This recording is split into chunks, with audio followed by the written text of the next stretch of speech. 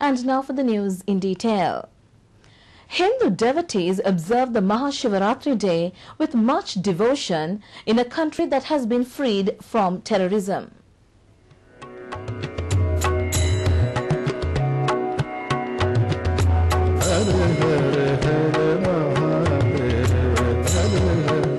Mahashivaratri, or the night of Shiva, is celebrated with devotion and religious fervor in honor of Lord Shiva, one of the deities of Hindu Trinity.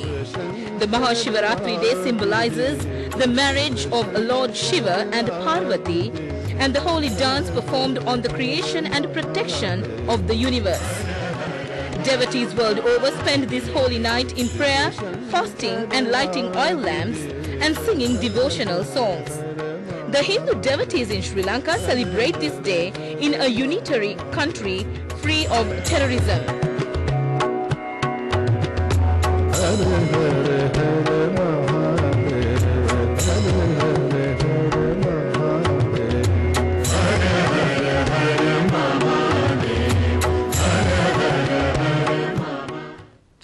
President Rajapaksa has said that the meaning of Mahashivaratri rites is connected with dispelling the darkness of ignorance and being mindful of conquering lust, hatred and passion. In a message to mark the event, he said, the Hindus who had to face threats to their lives over a long period of time now are free to hold their religious rites and rituals without any fear. The President noted that all Hindus of our country could hold this important religious day in unity and brotherhood. He said that it will also be an opportunity of creating amity among all groups of Sri Lankans. Prime Minister Ratnasiri Wickramanayake in his message said the Tamil community in the north that celebrated Mahashivaratri Day restricted to a tiny portion of land are today able to celebrate the occasion as they please, since they all have been liberated from terrorism. A great victory achieved by all. He extended his sincere greetings to all Hindu devotees and wished all Sri Lankans peace, happiness and prosperity with the blessings of God Shiva. Opposition leader Ranil Wickramasinghe in his Mahashivaratri message said, the meaning of Mahashivaratri is combined with true human qualities. He extended his greetings to the Hindu devotees living all over the world. President Rajapaksa visits the historic Raja Mahavihara in Mahayangana. During the visit this morning, the President received the blessings of the Venerable Galagama Sri Attadasitera, Anunayaka of the Asgiriya chapter and the chief incumbent of the Mahayangana Raja Mahavihara. Thereafter, the President visited the Chaitya in the premises and engaged in religious observances. Several Uva political representatives joined the President during this visit. A fund is launched to provide allowances and loan facilities for teachers who are serving in Pirivenas. The launching of the fund took place under the patronage of United People's Freedom Alliance Gampa District Group leader Basil Rajapaksa. It took place during a special meeting of heads of Pirivenas of the Gampaha district. It was staged at the Tehan Lanka Hotel in Kirillavala. Many members of the Mahasangha, including the Venerable Valamitiyave Kusala Dhammanayaka Thera, head of the Vidya Lankara Pirivena, were present. Gampaha district candidate Dulip Vijayasekara was present. In the meantime, programs to provide financial aid to all places of religious worship of the Gampaha district are in place at the behest of Basil Rajapaksa. The distribution of financial assistance under the patronage of Western Provincial Councillor Shalita Vijayasundara took place in the Biyagama electorate.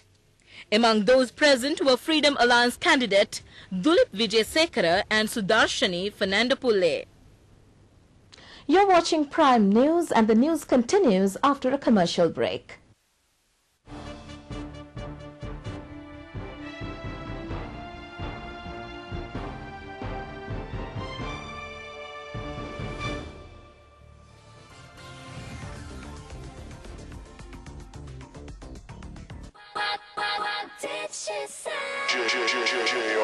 Music for the soul. You could see that I'm the one who Music for your heart. Music for your mind. So call us up on 277-5283 and let me be your genie. I told you not to leave me alone. Now that I got my own, I see your face drop. So don't like the fact that other people make you watch what they want you to watch. Well, here's a show that lets you decide. But now it's over.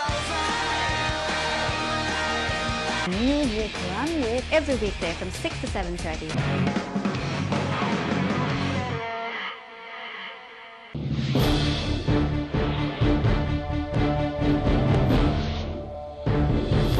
Welcome back. Still on the local news. Earnings of the Railways Department has increased. Railways Commercial Superintendent Vijay Samarasinghe said the department had earned an income of over 4 billion rupees last year. Mr. Samarasinghe said it is an increase of 74 million rupees than the set target. Their target for last year was 3,946 million rupees. The department aims to earn an income of 5 billion rupees this year. Mr. Samarasinghe pointed out that the earnings of the department in 2008 were 3,671 million rupees. In 2009, their target was to earn 3,940 million rupees. However, the earnings increased to 4,020 million rupees. It is a 10% increase against 2008. This year, Mr. Samarasinghe added that their target was to earn 5 billion rupees. They were able to earn this amount by leasing railway land and property and also from rentals. The Sri Lankan shares hit a fresh all-time high in high-volume trade yesterday, led by local buying in hotel shares, but foreigners continue to exit the market despite post-war economic optimism. The all-share price index of the Colombo Stock Exchange rose 23.82 points to hit a new record high of 3,856.12 points, surpassing its previous all-time high of 3,849.23 hit on Monday. It closed 0.33% or 12.54% at 3,844.84. The day's turnover was 2.87 billion rupees, 5 times the 2009 daily average of 593.6 million rupees. Foreigners sold a net 1.56 billion rupees worth of shares yesterday. Last year, Colombo Stock Exchange became the best stock exchange of the world. The economic analysts say that this has been possible due to the investment opportunities in the country and the prevailing peaceful environment. With effect from 1st March 2010, all taxes and other levies applicable on gold imports have been removed. Sri Lanka has lifted taxes and levies on gold imports to promote jewelry industries in the country. The central bank said the removal of all applicable import taxes and other levies on gold imports will reduce the gold prices in the market and contribute to promote the gold and jewelry industry in the country. In a statement, the bank said, accordingly, commercial banks and other authorized persons can now increase their gold imports to meet the industry requirements. The central bank said taxes and other applicable levies on gold imports have been removed from March 1st. Protests mount against attempts made by the United Nations to unnecessarily interfering in Sri Lanka's affairs. A large group of patriots gathered opposite the UN headquarters yesterday and launched an agitation. A notable feature was the large gathering who joined in the demonstration, braving the heavy snowfall to protest against the UN Secretary General's attempts to appoint a panel of experts to advise on accountability issues on Sri Lanka. They demanded that the UN chief should not interfere in Sri Lanka's affairs.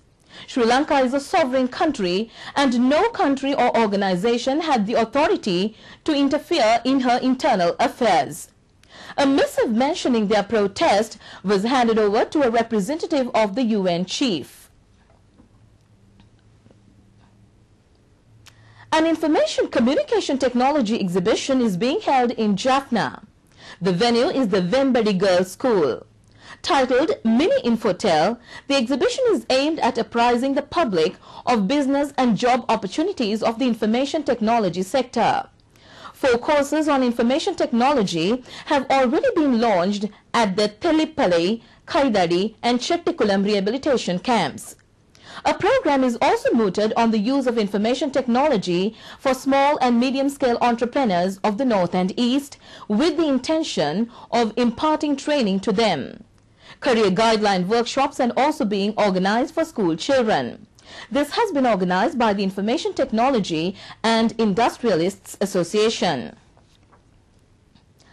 Mihin Lanka has begun making monthly profits after breaking even last August. Kapila Chandrasena, Chief Executive of Mihin Lanka, said they were making profits. However, he said they still need to recoup previous losses. He emphasized